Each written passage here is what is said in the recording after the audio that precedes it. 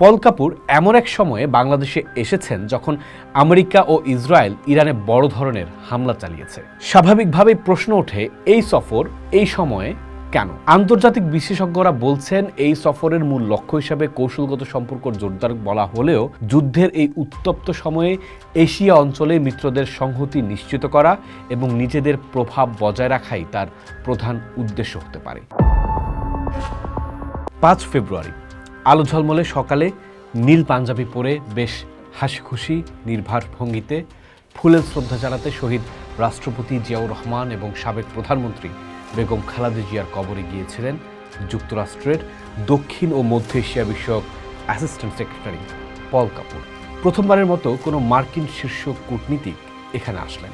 কূটনৈতিক সূত্র বলছে, যুক্তরাষ্ট্রের প্রেসিডেন্ট ডোনাল্ড ট্রাম্প দ্বিতীয় মেয়াদে ক্ষমতায় আসার পর বাংলাদেশে এটিই তার প্রশাসনের উচ্চ পর্যায়ের সফর। এছাড়া ত্রয়োদশ জাতীয় সংসদ নির্বাচনের পর নবগঠিত বিএনপি সরকারের আমলে এটি মার্কিন প্রশাসনের উচ্চ পর্যায়ের প্রথম সফর। এই সফরে তিনি বাংলাদেশের বড় রাজনৈতিক দলের উচ্চ পর্যায়ের নেতাদের সাথে দেখা করেছেন। বাংলাদেশের নতুন পররাষ্ট্রমন্ত্রী ডক্টর খলিলুর রহমানের সাথে বৈঠকে বাংলাদেশের সাম্প্রতিক নির্বাচন নিয়ে সন্তোষ প্রকাশ করেন তিনি। দ্বিপাক্ষিক কৌশলগত সম্পর্ক জোরদার এবং বাণিজ্য চুক্তির বাস্তবায়ন নিয়েও আলোচনা হয়েছে।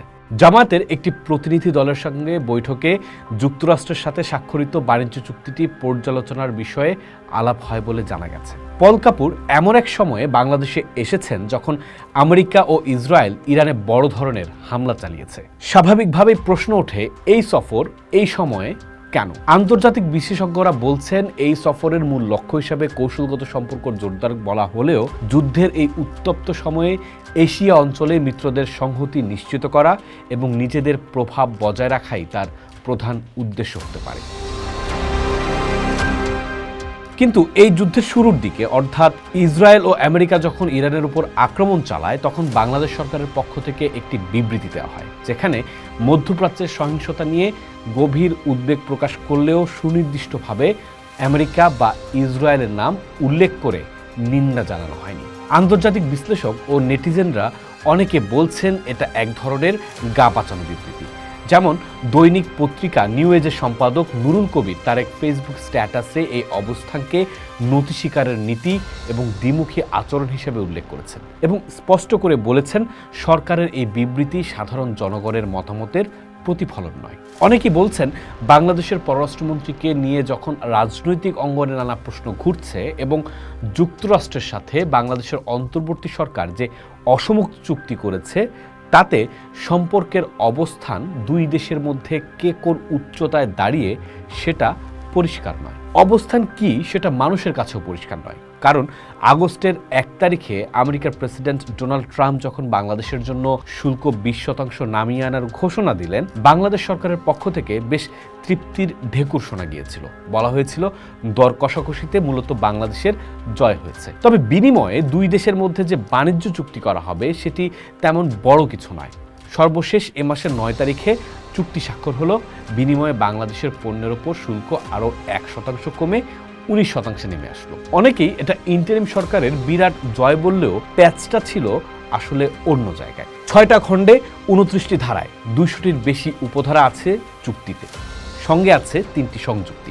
32 পৃষ্ঠার চুক্তিতে আছে আমেরিকার তুলা কিনলে গার্মেন্টস পণ্যে ছাড় পাওয়া যাবে আর শুল্ক 1% কমিয়ে 19% করা হবে। এই একটি লাইন ছাড়া আর একটি ধারাও নেই যা কার্যত বাংলাদেশের পক্ষে গেছে।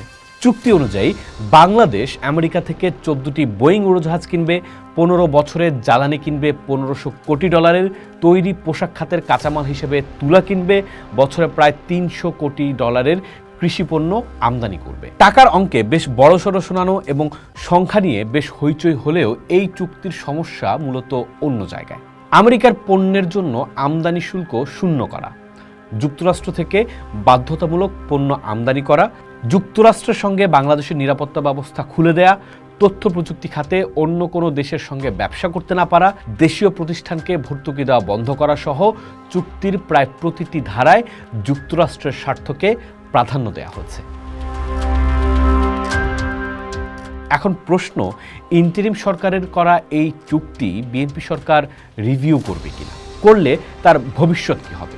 যদিও বাণিজ্য মন্ত্রী বলেছেন যে কোনো চুক্তিতে দুই পক্ষের স্বার্থ থাকে, আলোচনার মাধ্যমে উভয় পক্ষের জন্য উইন উইন পরিস্থিতি নিশ্চিত করাই মূল লক্ষ্য। চুক্তিটিকে এখনই সম্পূর্ণ ইতিবাচক বা সম্পূর্ণ নেতিবাচক হিসেবে দেখার সুযোগ নেই। এটি একটি রাষ্ট্রীয় চুক্তি এবং বাস্তবতা। তবে কোনো চুক্তি চূড়ান্ত নয়, প্রয়োজনে ভবিষ্যতে আলোচনার মাধ্যমে পরিবর্তন করার সুযোগ রয়েছে। এই কথাটা অনেকেই বলছেন, আর সেটা বাজিয়ে দেখতেও এই মুহূর্তে পল সফর করছেন বাংলাদেশে।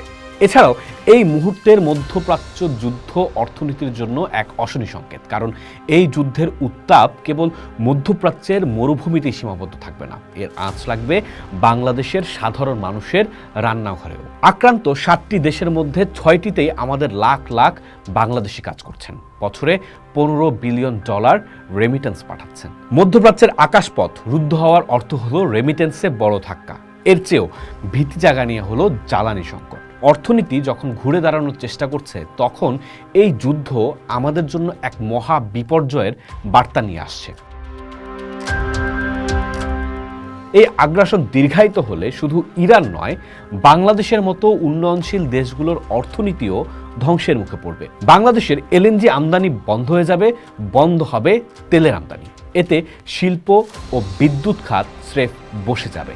তাই বাংলাদেশ সরকারের বিদ্যুৎ ও জ্বালানি মন্ত্রী ইকবাল হাসান মাহমুদ টুকু বলেছেন, স্পট মার্কেট থেকে জ্বালানি সংগ্রহের চেষ্টা চলছে। বর্তমান সংকট মোকাবেলায় যুক্তরাষ্ট্রের সহযোগিতাও চেয়েছে বাংলাদেশ। পল কাপুরের সাথে বৈঠকে মধ্যপ্রাচ্য সংকট নিয়ে আলোচনা করেছেন তিনি, এবং এই সংকট দ্রুত কূটনৈতিকভাবে সমাধানের আহ্বান জানিয়েছেন। তবে সুনির্দিষ্টভাবে মার্কিন হামলার প্রতিবাদ করার চেয়ে অর্থনৈতিক প্রভাব ও প্রবাসী কর্মীদের নিরাপত্তার ওপরই সরকার বেশি জোর দিয়েছে বলে গণমাধ্যম সূত্র বলছে। পোস্ট দেখুন, ভাবুন, করুন। থাকুন পোস্টের সাথেই।